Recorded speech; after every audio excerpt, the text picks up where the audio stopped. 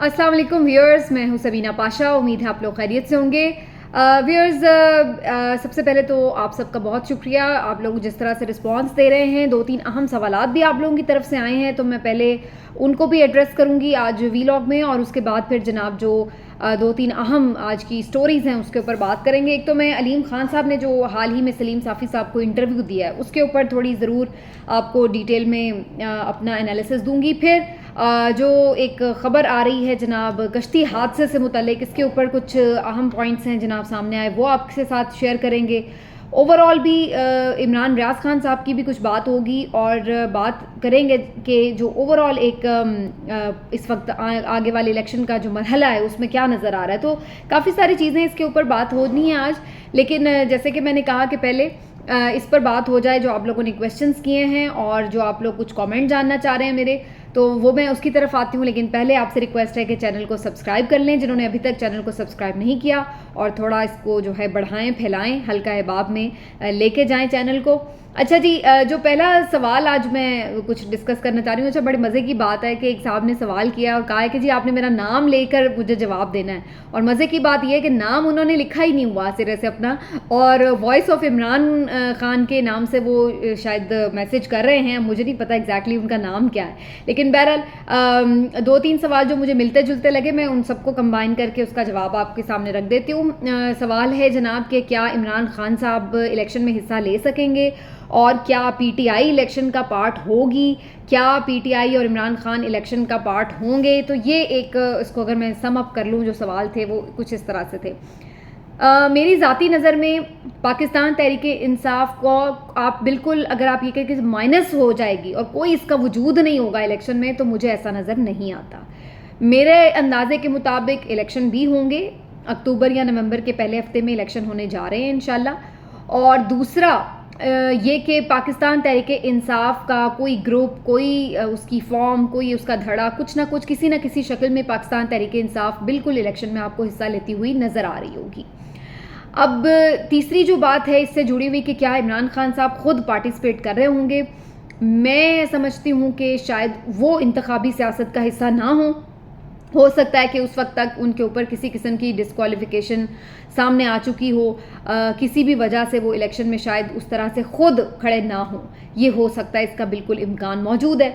लेकिन क्या वो बिल्कुल इलेक्शन में कहीं पे दूर दार नज़र आएंगे, का जेल में होंगे, कहीं बाहर होंगे, तो मुझे ज़ाती तौर पर लगता है कि वो मुकदमात में ज़रूर उलझे हुए होंगे, और किसी न किसी जो भी ग्रुप होगा पाकिस्तान तहरीक इंसाफ का, एक किसी ग्रुप को उनकी हिमायत हासिल होगी, और वही ग्रुप जो है वो पाकिस्तान तहरीक इंसाफ का उसमें इलेक्शन में हिस्सा ले रहा होगा।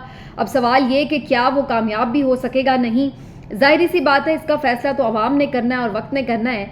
लेकिन अभी मैं बहुत सारे लोगों को सुनती हूँ तो वो समझते हैं कि जी अब वो पहले वाली बात नहीं रही, और जो लोग हैं वो उस तरह से शायद पीटीआई के वोटर सपोर्टर अब मायूस भी कुछ हो चुके हैं, कुछ बददिल हो चुके हैं, और कुछ जो है शायद वैसे भी मुतनफ़िर हो चुके हैं। तो अब शायद हमें उस तरह से लोग नज़र ना आए पार्टिसिपेट करते हुए पीटीआई के लिए।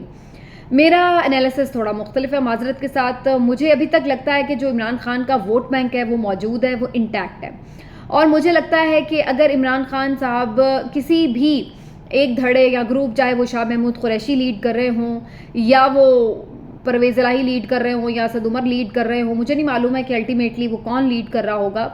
चांसेस ज़्यादा ये हैं कि शायद वो शाह महमूद कुरैशी लीड कर रहे हों। तो अगर कोई ऐसा ग्रुप मौजूद हुआ और इमरान खान की उसको हिमायत हासिल हुई, और इमरान खान अपना पैगाम ये वोटर को देते हैं कि आपने इसको सपोर्ट करना है, तो मेरा अंदाज़ा है कि वो पाकिस्तान तहरीक इंसाफ का ग्रुप कामयाब होने की पूरी सलाहियत रखता होगा।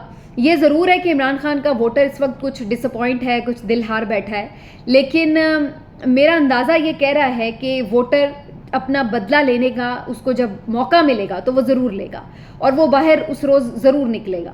शायद वो नॉर्मल से ज़्यादा तादाद में बाहर निकले बदला लेने के लिए, क्योंकि अभी ये ज़रूर हुआ है कि कुछ खौफ से, कुछ मायूसी फैलाकर, डरा धमका कर, कुछ लोगों को चुप करवा कर कहीं पीछे खामोश करवा दिया गया है सारी मूवमेंट को।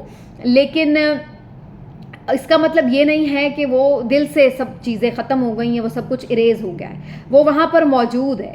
اور جیسے ہی ووٹر سپورٹر کو یہ موقع ملے گا کہ وہ اپنا غصہ باہر آ کے نکال سکے، اور وہ اس کا سب سے آسان کام یہ ہے اس وقت کہ وہ ووٹ کی پرچی کے اوپر آ کے اپنا غصہ نکال سکے گا، اپنی حمایت کا اعلان کر سکے گا، جو وہ ویسے کھلے عام نہیں اس وقت کر سکتا، تو وہ ووٹ کی پرچی پر جا کر ضرور کر سکتا ہے. تو ابھی مجھے لگتا ہے کہ اگر آپ عمران خان کو گرفتار کریں یا ان کو شاید کسی کیس میں سزا بھی سنا دیں تو شاید ایسا ہو کہ بہت زیادہ تعداد میں لوگ باہر نہیں نکلیں گے، آپ کو اس طرح کا ریئیکشن نظر نہیں آئے گا کہ لوگ احتجاج کر رہے ہیں، کوئی بڑے مظاہرے ہو رہے ہیں. آنیسٹلی میں یہ سمجھتی ہوں کہ اس وقت عمران خان صاحب کے جو کارکنان ہیں بہت سارے جو باہر نکلنے والے تھے اور نکالنے والے تھے مزید لوگوں کو، وہ خود اس وقت انڈر اریسٹ ہیں. تو اس لیے اس وقت اگر خان صاحب صبح بھی انہوں نے پیشی پہ جانا ہے، اگر انہیں اریسٹ کر لیا جاتا ہے یا آئندہ کسی وقت پیشی پہ اریسٹ کر لیا جاتا ہے تو شاید لوگ اس طرح سے ان کی اریسٹ کے باوجود بھی باہر نہ نکلیں. لیکن کیا اس کا مطلب یہ ہے کہ وہ عمران خان سے محبت کرنا چھوڑ چکے ہیں یا وہ اس کو ووٹ نہیں کرنا چاہتے؟ یہ بالکل ایک غلط انٹرپریٹیشن ہوگی. میرے خیال سے جب آپ الیکشن کرائیں گے تو لوگ پھر باہر نکلیں گے، اور وہ کام جو وہ باہر نکل کے احتجاج کی صورت میں نہیں کر سکتے، وہ پروٹیسٹ کریں گے ووٹ کی پرچی کے اوپر. تو ووٹر وہیں پہ ووٹ کے لیے وہ نکلیں گے، احتجاج کے لیے نہیں نکلیں گے. تو یہ میرا اس پہ موقف ہے. اب دیکھتے ہیں جی الیکشن جب ہوگا تو لوگ کیسے باہر نکلتے ہیں، کیسے اپنا ریئیکشن دیتے ہیں. لیکن عمران خان صاحب کو مائنس فی الحال کرنا اتنی جلدی وہ پاسبل نظر نہیں آ رہا. یہ تو جی آپ کے سوالات کے حوالے سے باتیں. اب ذرا آ جاتے ہیں علیم خان صاحب کی گفتگو کے حوالے سے. علیم خان صاحب جو کہ سمر ٹی وی چینل کے آنر بھی ہیں اور اس کے ساتھ ساتھ عمران خان صاحب کے بڑے قریبی ایک سینئر سیاستدان رہ چکے ہیں، پنجاب میں مضبوط امیدوار تھے وزارت اعلیٰ کے، اور پھر بعد میں آپ نے دیکھا کہ جس طرح سے انہوں نے عمران خان صاحب کا ساتھ چھوڑ دیا تھا، ووٹ یعنی عدم اعتماد سے پہلے ہی، ووٹ آف نو کانفیڈنس سے پہلے ہی وہ الگ ہو گئے تھے ان کا دھڑا. اور پھر بعد میں ہم نے دیکھا کہ وہ نواز شریف صاحب سے ملاقاتیں بھی کرتے رہے اور جس طرح سے چیزیں ہوئیں، تو یہ سب چیزیں اب ریکارڈ کا حصہ ہیں. اب علیم خان صاحب نے جو ہے وہ ایک انٹرویو دیا ہے سلیم صافی صاحب کو، جس میں انہوں نے کافی کردار کشی کرنے کی کوشش کی ہے عمران خان صاحب کی. اور وہ کہیں آپ نے سنا ہوگا، اکثر لوگ کہا کرتے ہیں کہ اللہ تعالیٰ دشمن بھی دے تو ظرف والے دے. لیکن یہاں پہ صورتحال یہ ہو چکی ہے کہ یہ دوست تھے لیکن یہ بھی ایسے کم ظرف دوست تھے کہ اب ان کو اگر موقع مل رہا ہے تو یہ بہت ساری ایسے لحاظ ہوتے ہیں رشتوں میں، پردے ہوتے ہیں. کسی سے آپ نے اچھا وقت کسی کے ساتھ گزارا ہوتا ہے، کسی کو کبھی آپ سراہتے ہیں تو آپ اس کا تھوڑا لحاظ رکھتے ہیں، کوئی تھوڑی اس کی پسندیدگی ہوتی ہے، کچھ شرم حیا ہوتی ہے آپ کے رشتوں کی، تو آپ وہ رکھتے ہیں. مجھے یہ چیز ذاتی طور پر بہت ناپسند ہے کہ آپ کبھی کسی کے ساتھ اچھا وقت گزاریں اور پھر اس کے بعد آپ کوئی لحاظ رکھے بنا اس کے اوپر آپ اس حد تک تنقید تو چلے ہو سکتی ہے پالیسیز پر، فیصلوں کے اوپر، لیکن آپ ذاتیات کے اوپر اتر جائیں اور اس حد تک باریک بینی سے چیزیں کھول کے لوگوں کے سامنے پبلک کر دیں کہ جس میں میرا خیال ہے جس کو آپ نقصان پہنچا رہے ہوتے ہیں اس سے زیادہ آپ خود کو نقصان پہنچا رہے ہوتے ہیں. یعنی جس کی آپ کیریکٹر اسیسینیشن کر رہے ہوتے ہیں اس کی تو آپ نے کیا کرنی ہے، آپ اپنی زیادہ کر رہے ہوتے ہیں. جس کے آپ کپڑے اتارنے کی کوشش کر رہے ہوتے ہیں میرے خیال سے آپ اپنے کپڑے زیادہ اتار رہے ہوتے ہیں اور پتہ چل رہا ہوتا ہے کہ آپ کس کیلیبر کے لوگ ہیں. تو مجھے کچھ ایسی ہی صورتحال بہت سارے پی ٹی آئی کے جانے والے لوگوں میں نظر آ رہی ہے.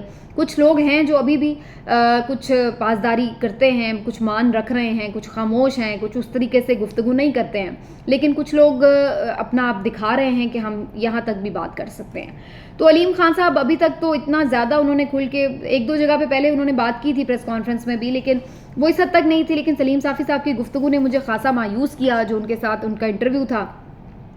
سلیم صافی صاحب کی گفتگو میں انہوں نے یہ بھی کوشش کی کہ شوکت خانم کا جو ہاسپٹل کا کریڈٹ ہے وہ بھی کسی طرح عمران خان سے چھین لیا جائے، کیونکہ ایک بہت ان کے کریڈٹ پر ہے یہ چیز کہ اتنا بہترین انہوں نے ہاسپٹل بنایا، اتنی بہترین انہوں نے نمل یونیورسٹی بنائی. تو فلاحی کاموں میں جو عمران خان صاحب کا ایک میچ لیس قسم کا کام ہے اس کو بھی انہوں نے کوشش کی کہ وہ کریڈٹ بھی عمران خان سے کسی طرح چھین لیا جائے. اور سلیم صافی صاحب کوشش کر رہے تھے کہ جی وہ کریڈٹ بھی کسی طرح علیم خان صاحب کو مل جائے، نواز شریف صاحب کو مل جائے اور تمام ان ڈونرز کو مل جائے جو کہ شوکت خانم کو فنڈ کرتے ہیں. اس میں کوئی شک نہیں کہ کوئی بھی ٹرسٹ کا ادارہ ہوتا ہے یا کوئی بھی ایسا خیراتی ادارہ جو کہ لوگوں کی خیرات سے چلتا ہے تو اس میں مین جو سٹیک ہولڈر ہیں وہ تو ظاہر ہے وہی لوگ ہوتے ہیں جو ڈونر ہوتے ہیں، جو پیسہ دے رہے ہوتے ہیں، جن کے پیسے سے وہ تمام ادارہ یا مریض یا جو بھی جس میں بھی ان کا ایک کنٹریبیوشن ہوتا ہے وہ چل رہا ہوتا ہے.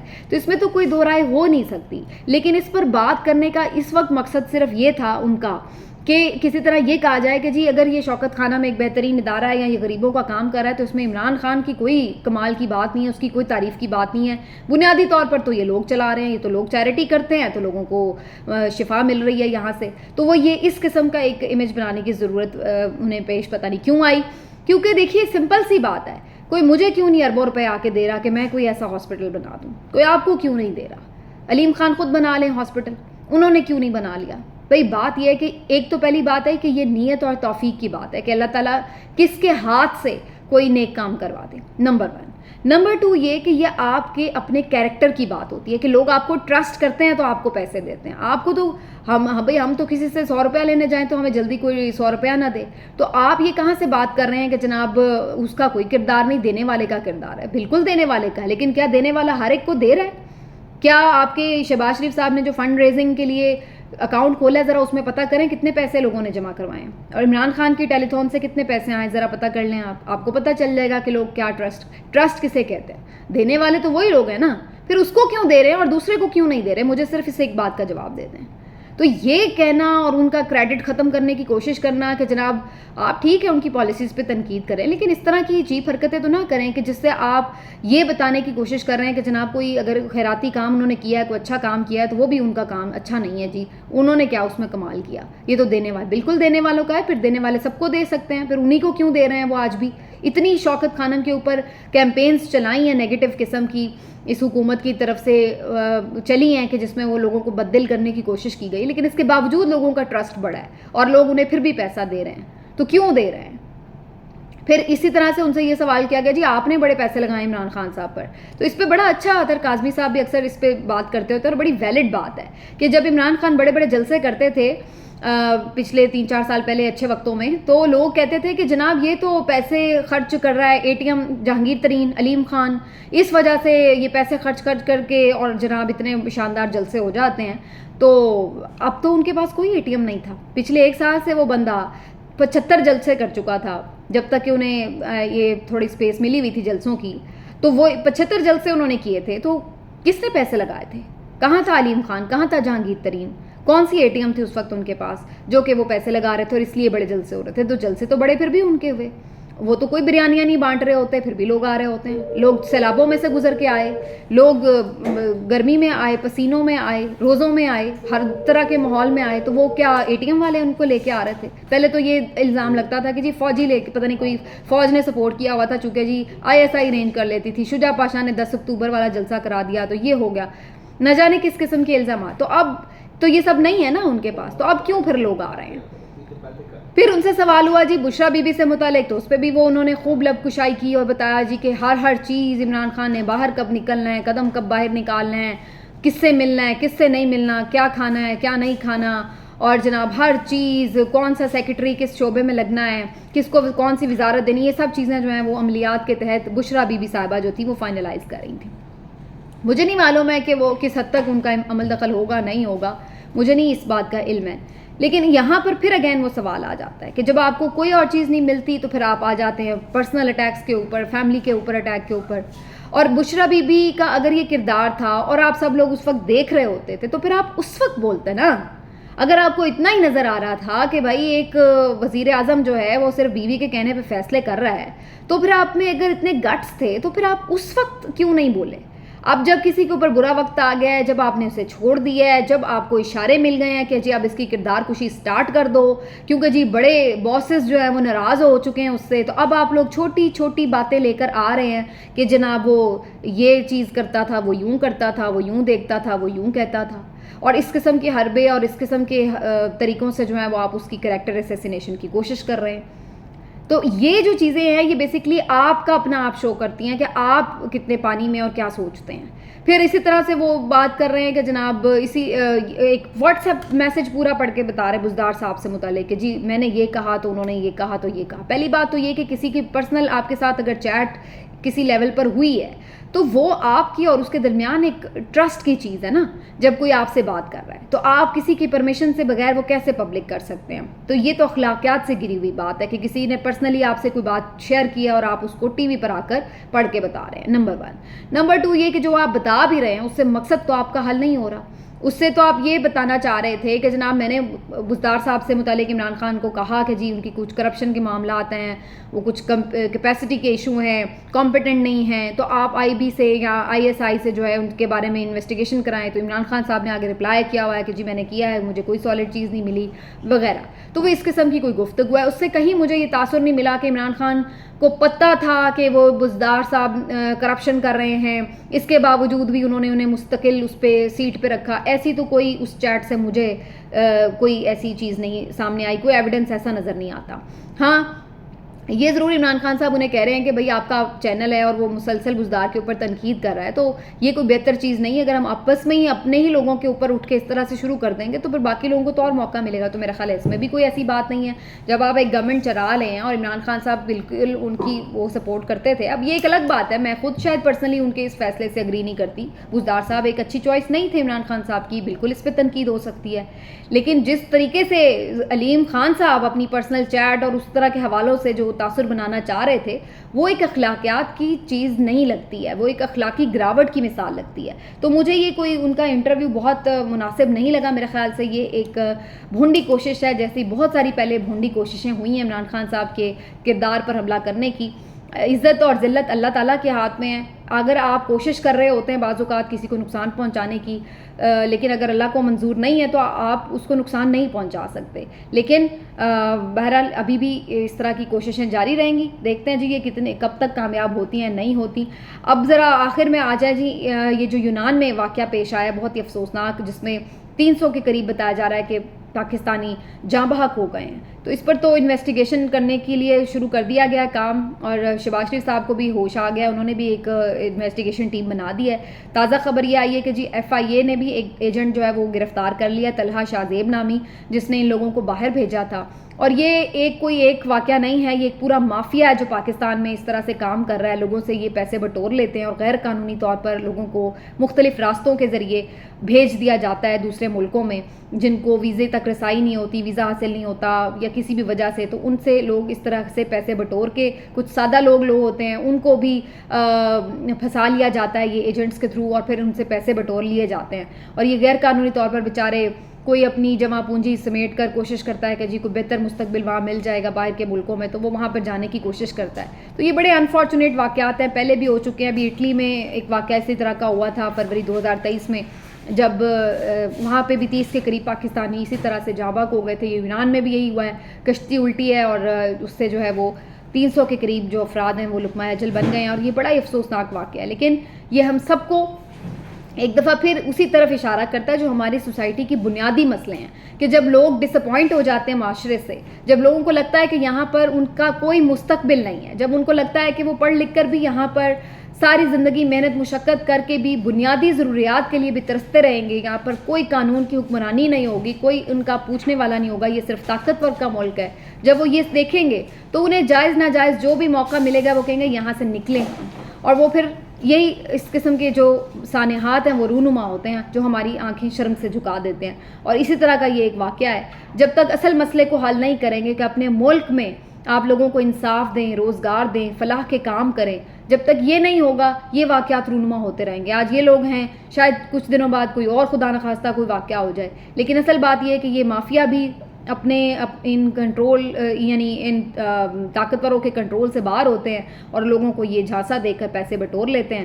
باقی پھر ان کا کام جانے, اگر وہ بیچارے وہاں پہ پہنچ بھی جائیں تو پکڑے جائیں تو تب بھی ان کی زندگی خراب ہے, اور اگر پہنچتے ہوئے رستے میں کچھ ہو جائے تو تب تو پھر اللہ ہی وارث ہے. بہرحال جی اللہ ہی وارث ہے ہمارے ملک کا. ملتے ہیں اگلے ویلاگ میں, اپنا خیال رکھیے, اللہ حافظ.